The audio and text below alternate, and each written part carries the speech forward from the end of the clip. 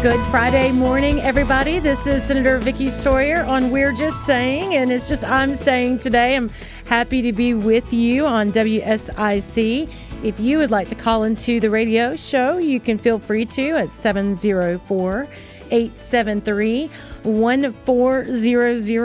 And like most busy legislative weeks, I come in and let you guys know that my wagon is dragging, and today it definitely is dragging. And we have had a busy week, but I did have a moment to stop by a school this morning, Statesville Montessori School, and it was so nice to see those young student faces and talk to them about being a senator. And it really did bring the whole week down and back and grounded me. It's one of my favorite things to do is to go to a high school or middle school, elementary school, and talk to students about what is it and why that I want to be or asked to be a state senator. And especially after this week and what we went through in regards to the abortion law, and we'll talk about that in a little bit. Also with high school athletics that you just heard about on the news, and a few other things like the Supreme Court rulings.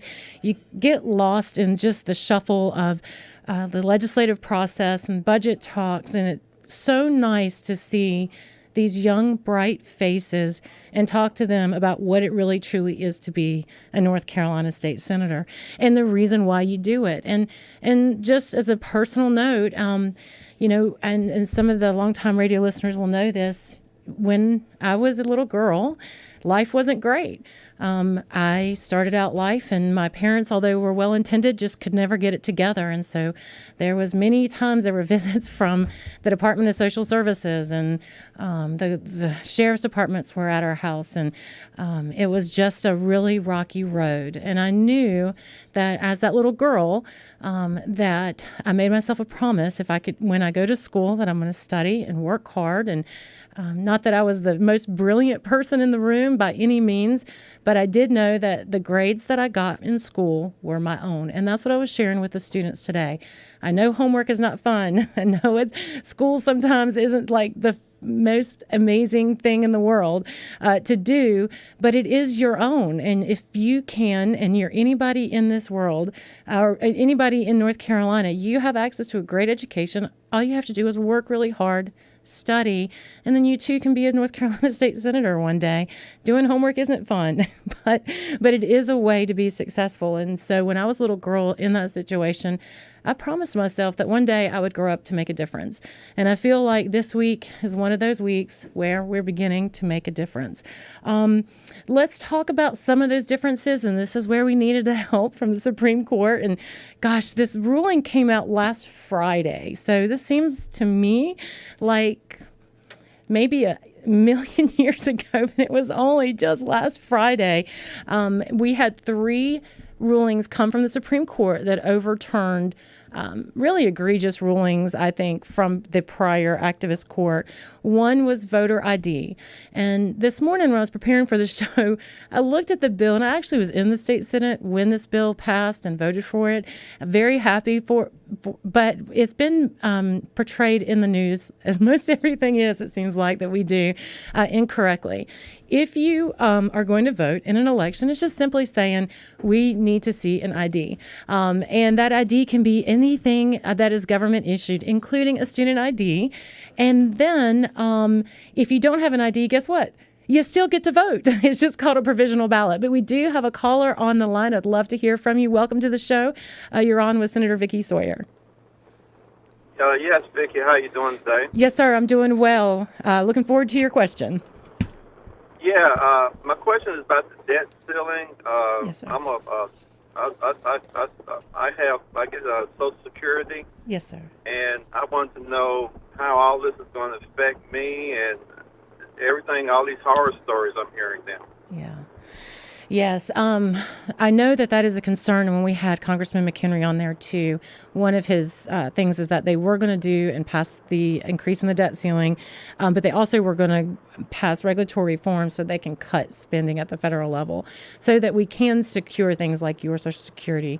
And eventually one day when I get there, my Social Security, and hopefully it'll be there for our children, my and grandchildren when they get there as well too. So from my understanding that some of this stuff might not necessarily be as as concerning as they say that is, especially talking with Congressman McHenry, but that is at the federal level, and I definitely have faith in what he's been doing and saying. Okay. Oh, okay then. Well, thank you. Thank you for your answer. Yes, sir. No, thank you for calling in and asking that question.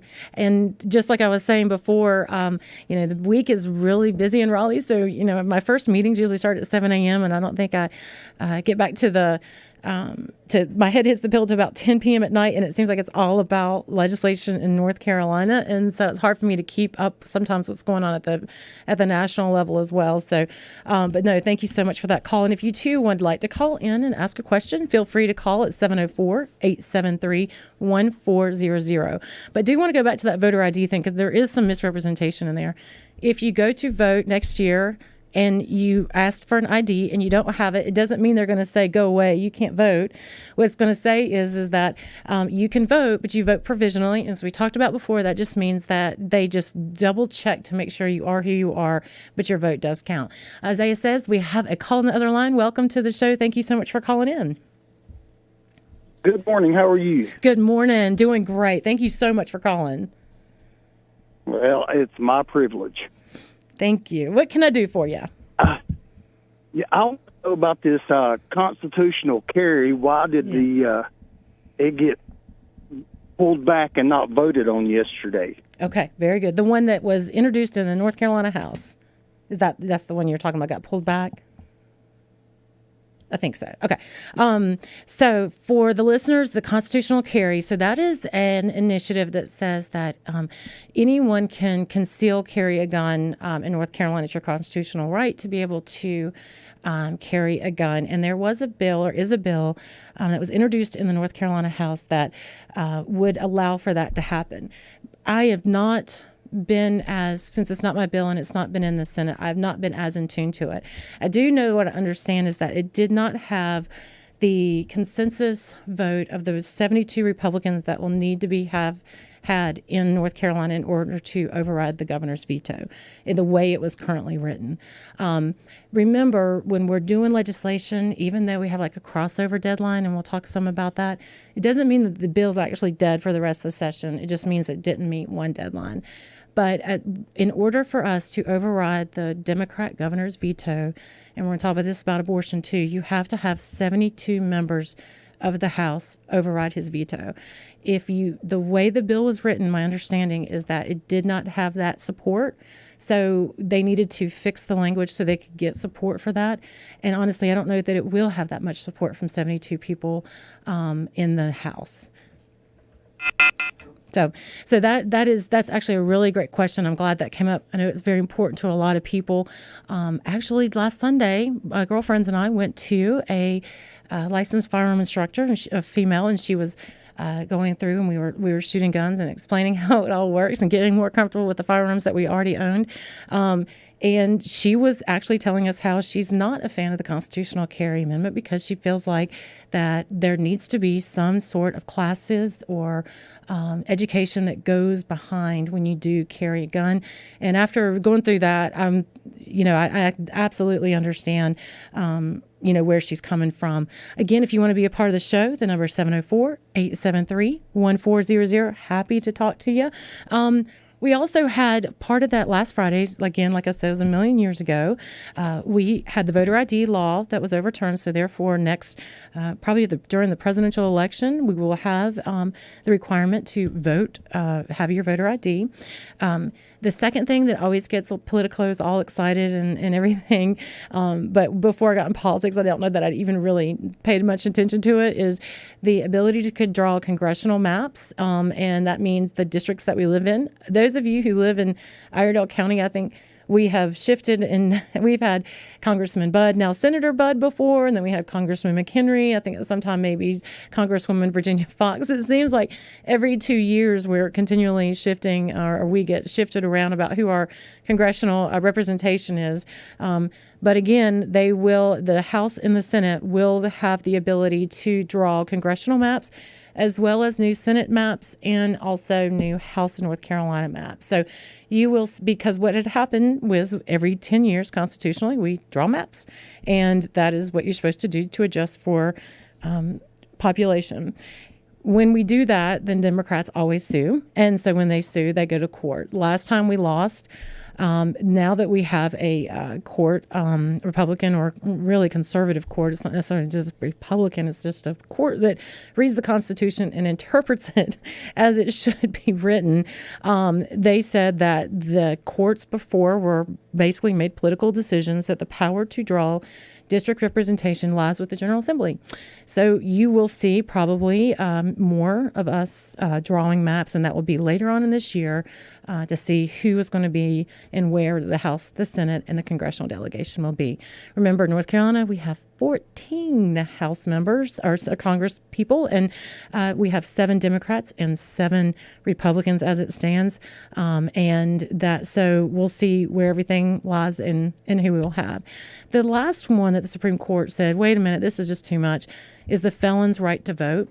So currently, at the heart of the issue is a 1973 state law that delays the restoration of voting rights for felons. This includes about 56,000 people, but they said that this law, the court on Friday overturned the trial court decision so that the voting of the felons can be restored. That means that they have to serve their time. If they do the crime, they have to serve their time, and then they have to absolutely complete their probation or their parole and pay all their fines, and then their right to vote will be restored. The former court said, no, wait a minute. If they've done their prison sentence, or even if they're on parole, they should be able to vote, which affected roughly about 56,000 people. But the court said, no, that's not correct.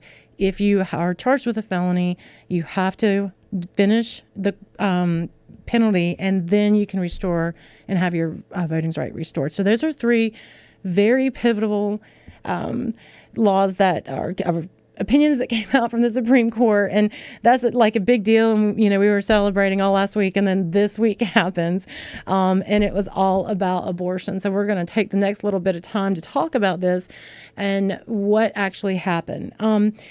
Let's talk about what this proposed law is, and go through it, because I've actually gotten calls from people on the very left and told that we were absolutely taking away, and they call it abortion as healthcare. And I'm not necessarily thinking that that's the right term for it. And we had a few protesters, not as many as what I'd expected.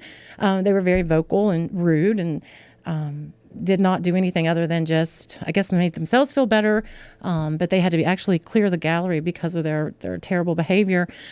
To the other people that said this law doesn't go far enough. So we've had the full gamut of people telling us how terrible we are about this bill. So hopefully, and really, I'm supportive of the bill because it strikes the right balance. And so you've seen other states go to abortion bans or to 6 weeks.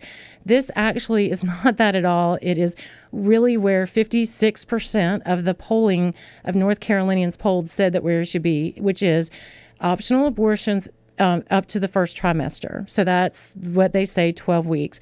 There are other things around that we want to make sure, and that's around the abortion pill, that you have to actually have an ultrasound before it is prescribed to you.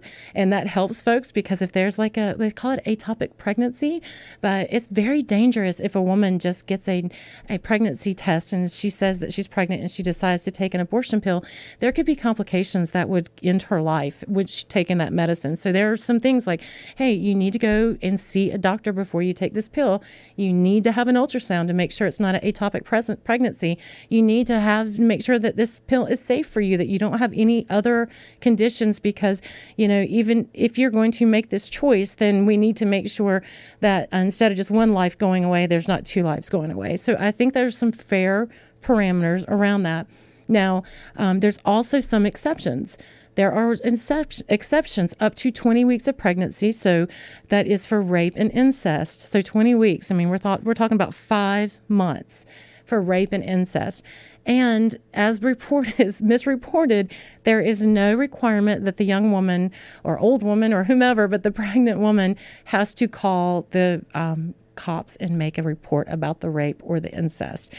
Very clearly, they just communicate that event happened to their doctor. At that point, the doctor then turns over that information to the Department of Health and Human Services just for to monitor it. But it's not like it says this woman on this date had this abortion for this rape reason, and this is how, and then we go back and somehow ferret her out, and none of that is the case. It's very private. Confidentiality is there. The data is what they call aggregated, so it wouldn't have like my name and all the information, but it would say like, hey, if there's one doctor who is providing elective abortions, but had like, who said, I don't know, 50 or 5,000 rape victims all of a sudden, we realize that doctor is really operating outside of the code. Then the next exception is 24 weeks for the life-limiting conditions of the baby, and that's something that is between the doctor and the woman, or the family. So if the baby, and really these are women who want to be pregnant at this point, but for whatever reason the baby will be born with will not live very long outside of the womb, or maybe there's just issues there. There is an option for that woman to be able to have the abortion up to 24 weeks. And there is now, which is not, is an exception for the life of the mother. So all the way up. So if the mom is absolutely crashing in an emergency situation, and we've heard examples of moms who are cancer patients. And gosh, I couldn't imagine making this terrible decision, but some cancer patients choose to, they have to choose to whether they take chemotherapy or they keep their baby. Those are kind of options that are still on the table for women. Now, what I heard this week during the debate, and I was one of the women who led the floor debate, and we had the press conference on Thursday or Tuesday night, and was that we are taking that option away. We're harming women. There are these they were using these very examples saying that this is banning abortion. It absolutely is not. It is just taking it off the table at 12 weeks for an optional abortion. Now, there's another thing that's out there that's absolutely not right. You're hearing this information. Most or 85% of all abortions in North Carolina are taken or handled with this pill option that we talked about just a few moments ago. That's administered a lot of times by Planned Parenthood, but that pill is regulated to 10 weeks of pregnancy by the FDA. So we're not doing anything that the FDA had not already said. So this is not what you're going to hear out there, banning abortion and chemical. None of that stuff is true. It's just that they're saying that to scare poor women. We're also saying hey, if you do have that abortion when you don't have the 10-week abortion, you need to go to a licensed, inspected hospital or ambulatory surgical center. So if you are going to have that abortion that's not a pill, and this is a major thing for a woman's body. I mean, it's a major surgery, and you should be in a very sterile and safe environment to have this type of operation. We have had instances where there have been young women who have been rushed to hospitals because of abortion clinic out of Chapel Hill because of their poor handling of the women's health care. That is not what we want. We want to make sure that it is in a safe, controlled environment so that when it is a surgical abortion, that these women are protected. Okay, that's a lot of abortion talk. I know. I'm sorry. Just hang with me because it is very important to get it right, because this is the one piece of legislation that I probably will be explaining for the rest of my political life.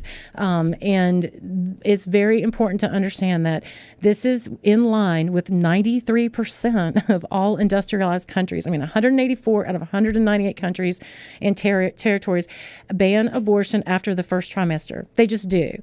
So when you're reading, like I read in the Charlotte Observer, it said a ban on abortion, and that's what you're hearing. It's a ban on abortion. It's a ban on abortion. No, it's not. It's guardrails. There are definite guardrails around abortion. This is a major choice that a woman is making. It is not eliminating that choice. And those who are pro-life really don't like this bill. Let's be honest with you. So I'm sitting here talking about folks in the Democratic Party who are being really nasty and negative and mean. But no matter what we did around abortion, they weren't going to like it because they see it as a political issue and not for really what it is, which is, protecting women and their bodies from some of these butchers that are out there and these young babies. And, some of these, the more we worked on this bill, a lot, the more I hear just the horror stories about, when young women are in this situation, they are being told that the only way out is to have an abortion. They don't even get the option of seeing the ultrasound of the baby. And it's just really, really sad and egregious, kind of the butchering that goes on, and no one wants to really talk about it. So this is just saying, if we're going to do this, we're going to do it the best way that we can. This really is where, like I said, 56% of North Carolinians are at, is banning abortion after the first trimester. And then again, 93% of all of these countries and territories outside the United States have the same language. This is not extreme. This is just mainstream, down the middle of the road and stuff. We do have a caller. I'd love to hear from you. Thank you so much for calling into the show. This is Vickie. Ask your question away. Well, hello, Vickie. Yes, ma'am. This is taking a lot of guts for this call, but I'm going to go for it. Yes, ma'am. I've been through probably as many levels as you can on this subject. Mm-hmm. And one of the best conveyances of message I had heard during my initial beginning in the subject was pro-choice before conception, pro-life after. Oh. Okay? Yeah.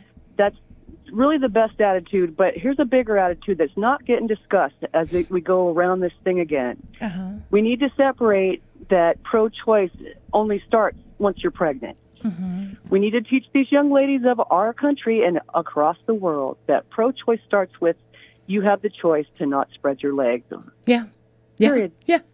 Yeah. It's a totally preventable. No pun there either. Yep. Yeah. Totally preventable problem. And unless there's a rape. Now, we have an understanding that that's not a good experience, and I can say that's one level that I didn't have to go through. But it is. It's life, and I'm someone who can speak to it on many levels, and the bigger thing we need to do is pregnancy is one thing, a woman's choice over her body is another, and we need to let the young ladies understand they don't have to wait until they're pregnant to learn that they've got choice over their body. Very well said. And I guess I'll stop there. No, great. I love it. Thank you so much. Yeah, thank you so much. I'm glad she said that, and thank you for the call. I love that. Pro-choice before, then pro-life after. That is really, really good. That is one of the things that I fought for really heavily in the bill because I was part of the working group. I've been open about that. But we have another thing is if, we did increase $7 million to increase access to contraceptives. So, if you choose, I guess, basically, like she said, to open your legs, then there is money in there to help folks in communities that cannot afford contraceptives and long-term contraceptives like, implants that will make sure that a woman does not become pregnant. Because again, this is a preventable problem, right? And there's abstinence is always the one way there, but if you're not going to choose that, we have built some stuff in there to make sure that you will not be in the situation the way it is. We also did paid maternity and paternity leave for teachers and state employees. So that means that a man who has a baby, is a family and he has a baby, he's going to get 4 weeks off, and the mother will get paid maternity leave. So that's for teachers or state employees and those things. We have nearly $59 million for foster care, kinship care, and children's homes. $3 million to help mothers and fathers, and $75 in need of financial assistance to complete community colleges, and $75 million to expand access to child care. We are going to take a break, and after the break, we're going to have Senator Jim Perry give us a call. We're going to talk about Blue Cross and Blue Shield. Thank you so much for listening in, and I do appreciate your calls. Thank you.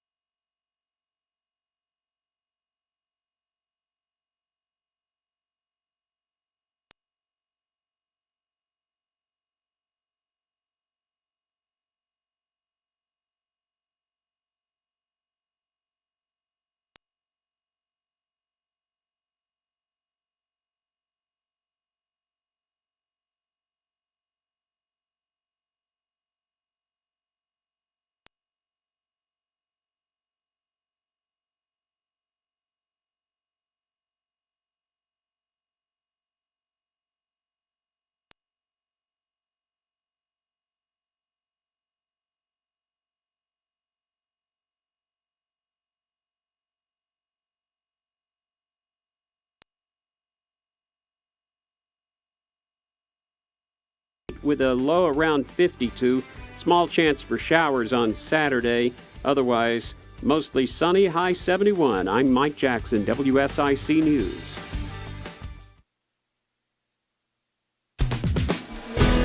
Welcome back to the show. You're on with Senator Vickie Sawyer, and we are going to welcome to the show Senator Jim Perry. Jim Perry is the Senate Majority Whip, so that means I have to do what he said. I kid. I don't have to do what he says. I kid. But he also is, he serves out of Kinston, so it's the eastern part of the state. He proclaims that that's where the best barbecue is, but that is up for debate. But we do welcome him to the show, and we're going to talk all things Blue Cross and Blue Shield for a little bit. Jim, thank you so much for calling in.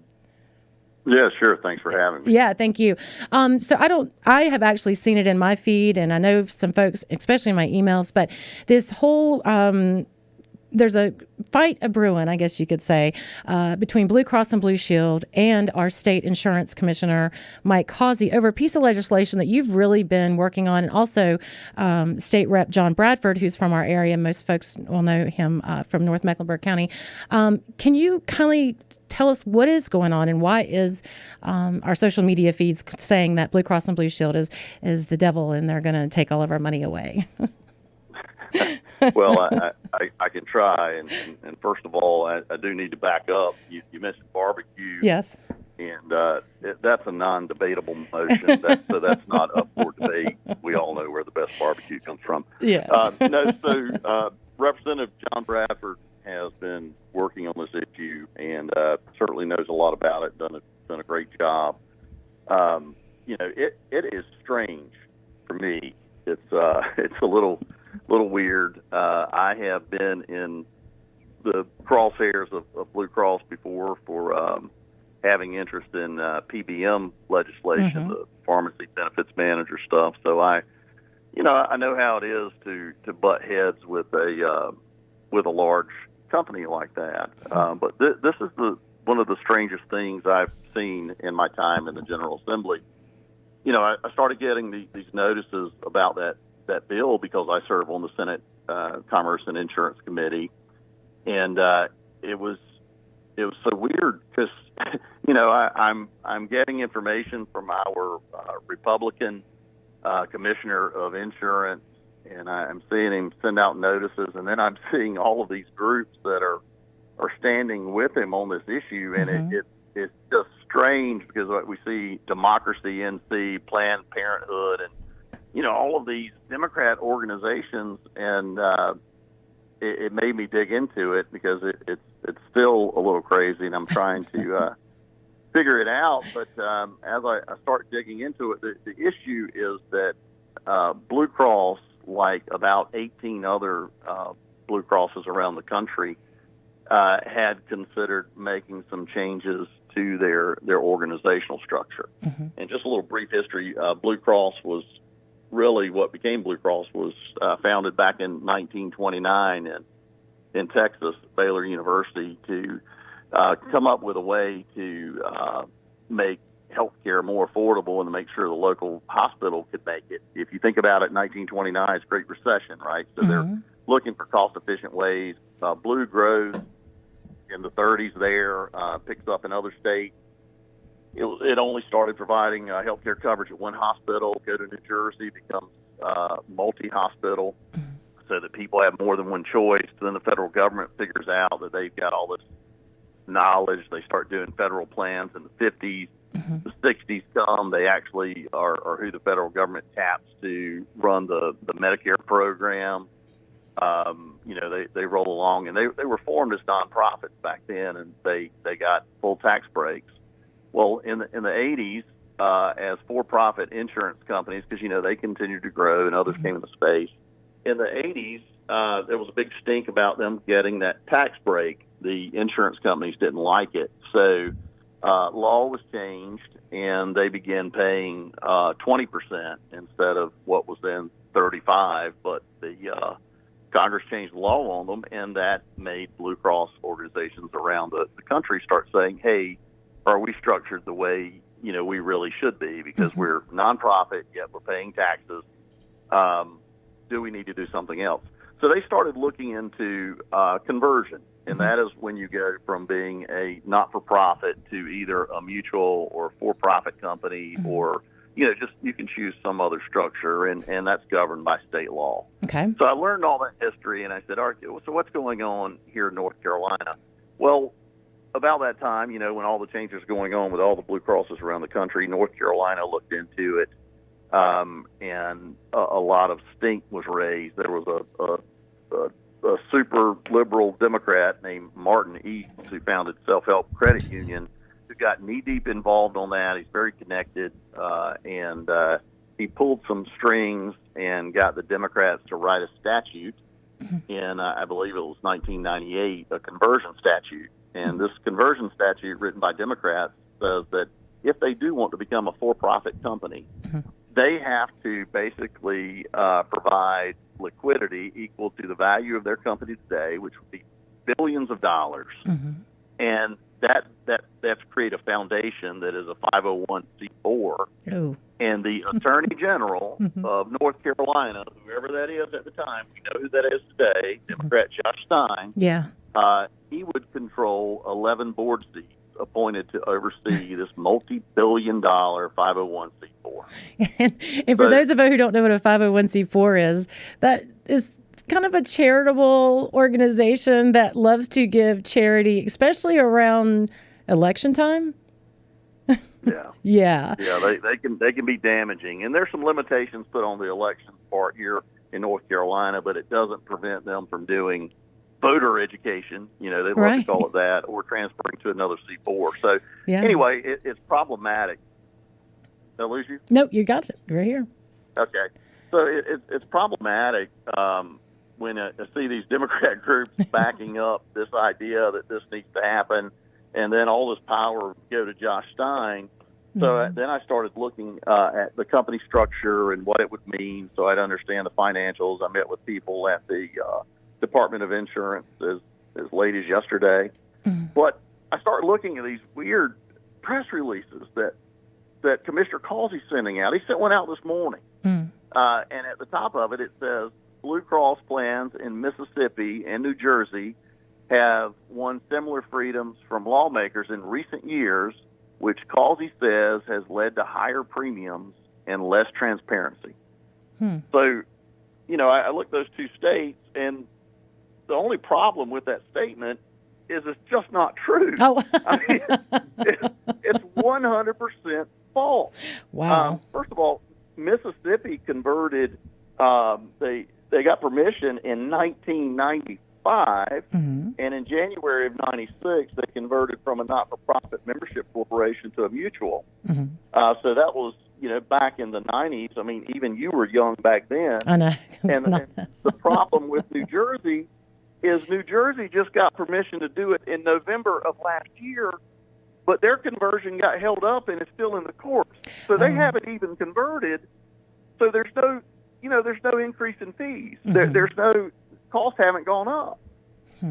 I can't explain why he's saying something that's just patently not true. But it is weird when our Republican Commissioner of Insurance is kind of in bed with all these Democrat groups and wanting to give power to our Democrat Attorney General. Yeah. It's crazy.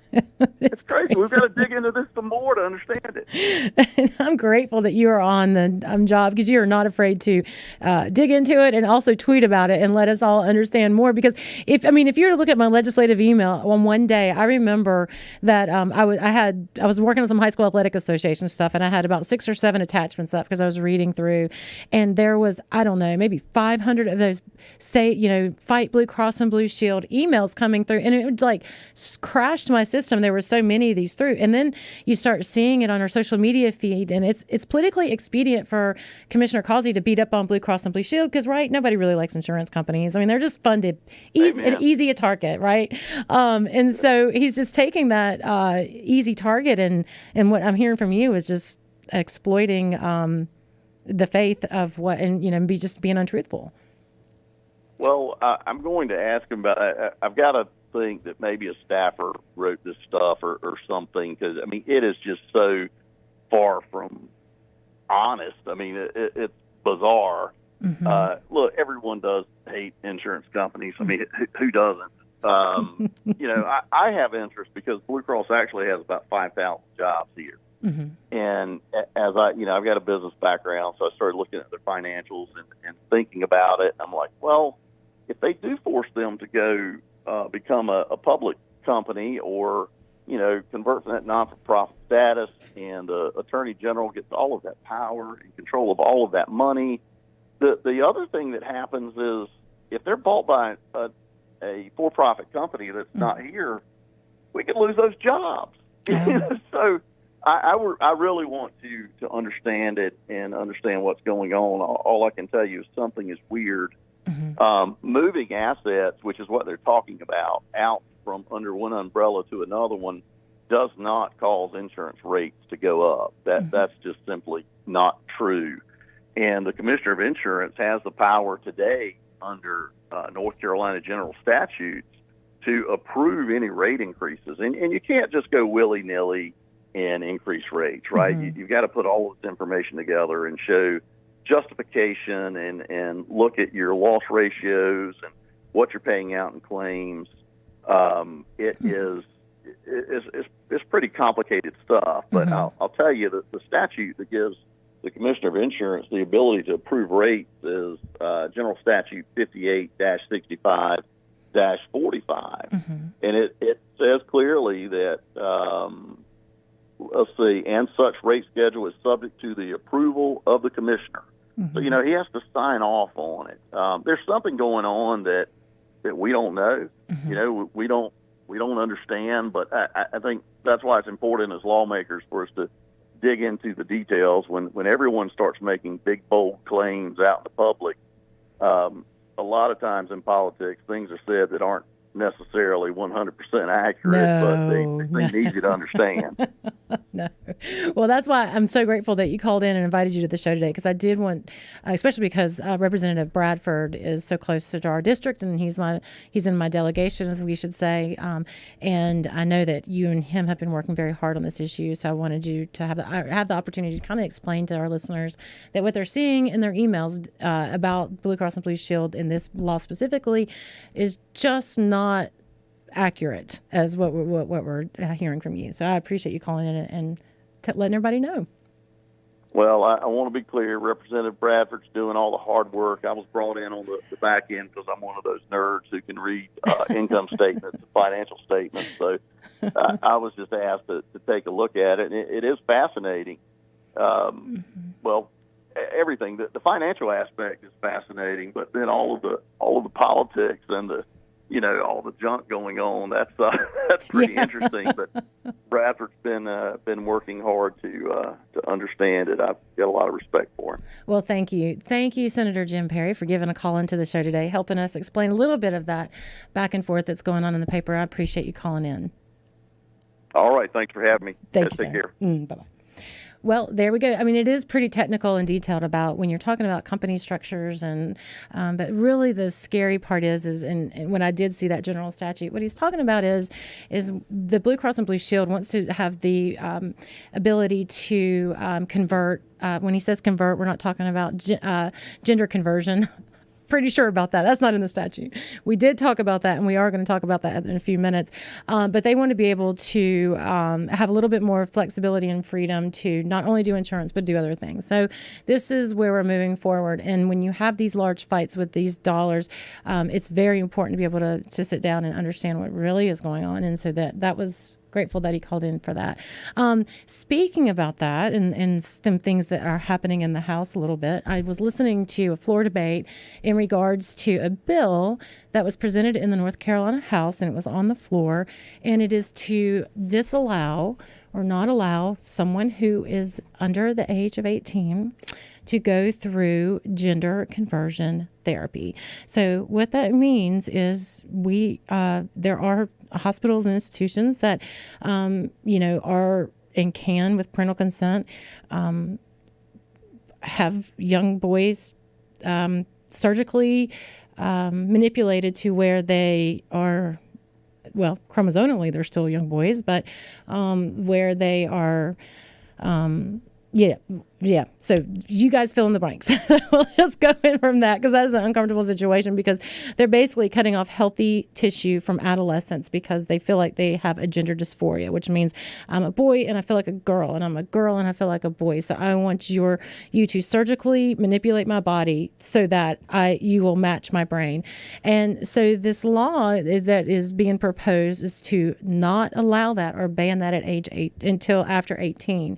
And some of the most compelling speech that I heard about that came from Representative Kristen Baker. Now, Kristen Baker is close to our district. She lives in Cabarrus County, which is the Concord area, but she's also a doctor and she is a psychiatrist. And so she understands better than anybody, I think, in that General Assembly about the developmental health of a young person.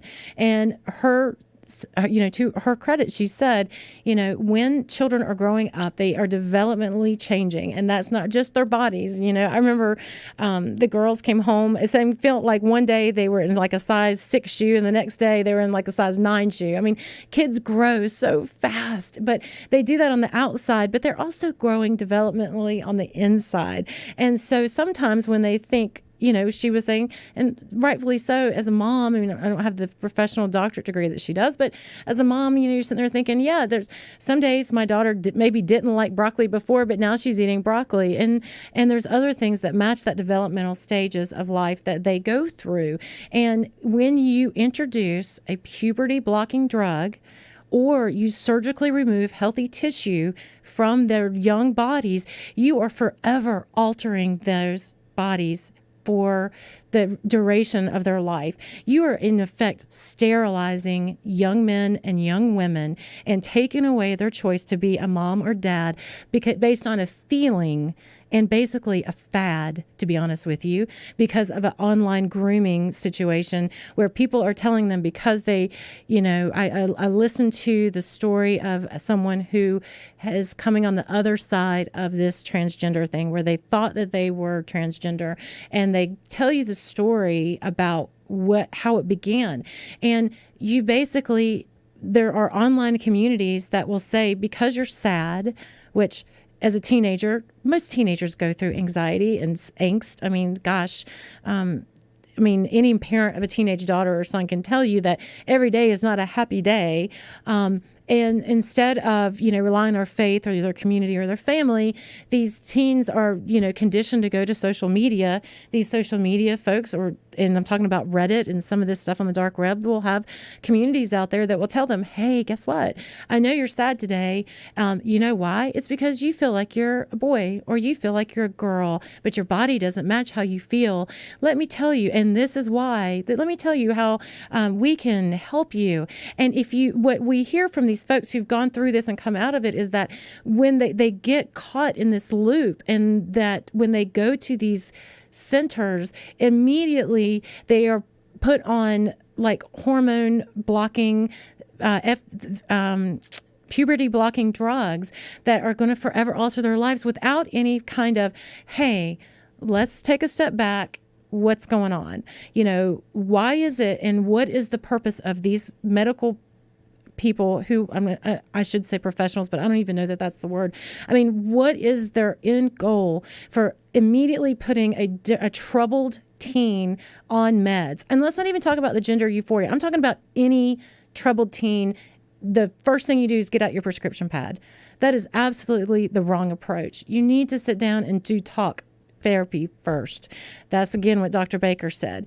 These are young people who are growing up and going through difficult times that most young people go through, and that's called growing up. And just get out the prescription pad and just start writing, these forever changing drugs and these puberty blockers that will make these young men and women sterile in their older ages.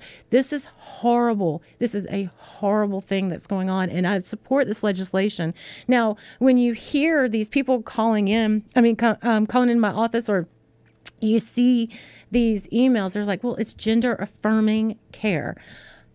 Listen, that gender affirming care, we have chromosomes. That is the gender that you are. And gender affirming care is to say that let's get comfortable in the body that you're in, and let's not talk about surgically altering you before you're age 18. Now, the bill again, before 18, you can't get a tattoo or enter into a contract, which we're going to get into with the High School Athletic Association, before you're age 18. You can't do any of these things before 18. But how is it that you can go through these medical treatments? That's not what we should be doing. It does seem like we have a phone call. I'd love to hear from you. Thank you and welcome to the show. Hello. Hi, Vickie. Hi. I just wanted to follow up on that lady caller that called in earlier. Yes, she sir. said that pro-choice before pro-life. That's well said. And I have to say, with this transgender movement, and as an adult, if that's what they choose to do, that's their choice, and they have decisions. Consequences have decisions, you know. And I think we need to teach these children, okay, if they're confused, it's okay to be confused. Let me help you with that. And that's what this transgender people are. They're confused. And it's okay to be confused, but we need to sit down and talk about it. And they don't need to be going after our children the way they're trying to go after our children. That's where they're going wrong. As adults, if they want to choose to be transgender or whatever, that's their business. But leave our children alone. Thank you. Thank you. Well said. Leave our children alone. You know, they talk about, and I hear from these folks who say, well, you're beating up on a vulnerable class, or you're exploiting their scaredness.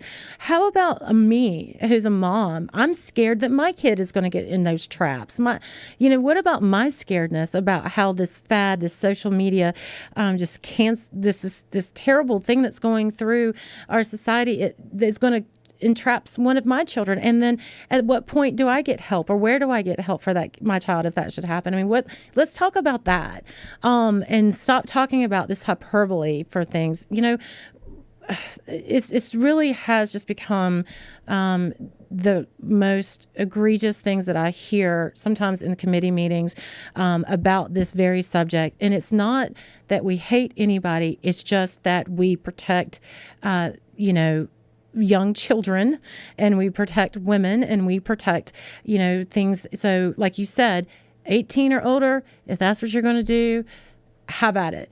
But before age 18, while you're still developing and you're still growing, there should be some protections in law around that type of predatory behavior on these young people that will make and sterilize them for life. Hopefully they can come through and be happy. But it is absolutely a misnomer that just because that kid, these kids are being told, once you have this surgery, you are going to feel better. You are going to be happier. And what happens after they have the surgery, or they're on these puberty blockers, they're not any happier, and they're not any better. In fact, they're worse. And it is absolutely out of control. So we are in the General Assembly are up there working hard to make sure that we put some guardrails around this to protect our children and to make common sense behavior. This is not extremist. You're going to see on social media and in the news that we are extreme Republicans who are culture wars, and that is not it at all. We are here protecting family and family values, and just saying that we have to all live together, but I don't have to go through some of the things that you guys have absolutely just gone unhinged about.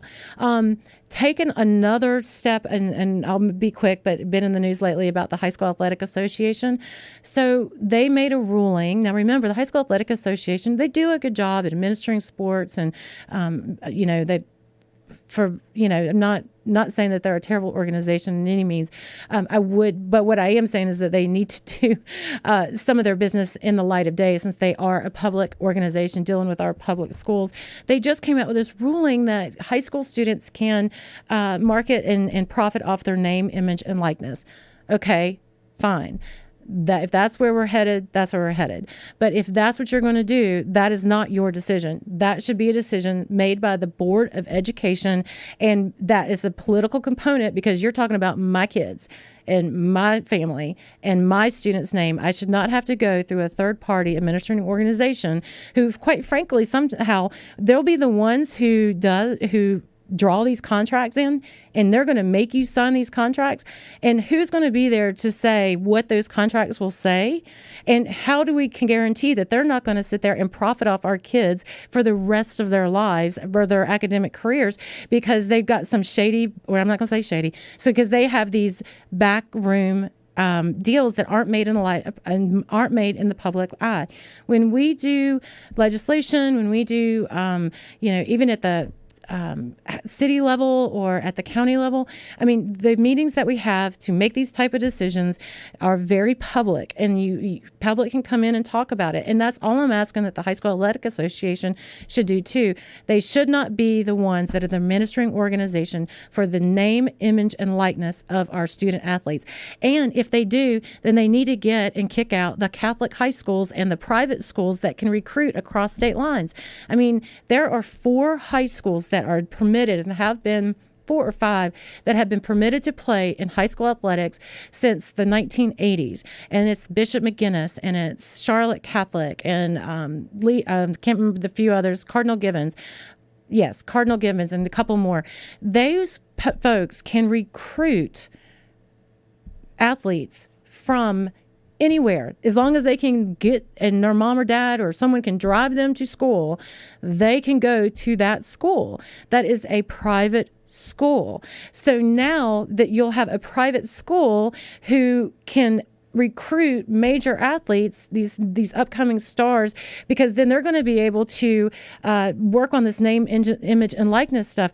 And then where are our public schools or our charter schools, public charter schools? They will never have fair competition, because you're going to have just this gross amount of recruiting ability for these private schools to come in and recruit all of these kids, because they're going to be able to sell their name, image, and likeness. This is the type of decision that should be made in the public sphere with people who are elected, that have to be responsible and answer to the people of North Carolina. The High School Athletic Association has once again, just like with their transgender ruling back in 2019, they have overstepped their bounds, and this is absolutely trying to keep them in check. This is not a decision that they should be making. So I go back and forth with this, and I keep putting pressure on them. We passed the legislation this week coming out of the state Senate, and it's now over to the House, asking or making sure that they have more oversight into that organization, and that they are better stewards of the money that they've made off of our high school students' backs, and that they will not make these type of overreaching decisions in the years to come. So we will see how that continues to go. I do say thank you so much for listening in today. It has been a heck of a week. It has not been easy, but I'm not giving up. These are uncomfortable situations and conversations that we have to have. We have to talk about abortion. We have to talk about this biological boys and girls sports. We have to talk about transgender life-altering surgeries. We have to do this, and that's what you elect us for. Thank you so much for listening in. I'm Senator Vickie Sawyer. Have a wonderful weekend. Thank you.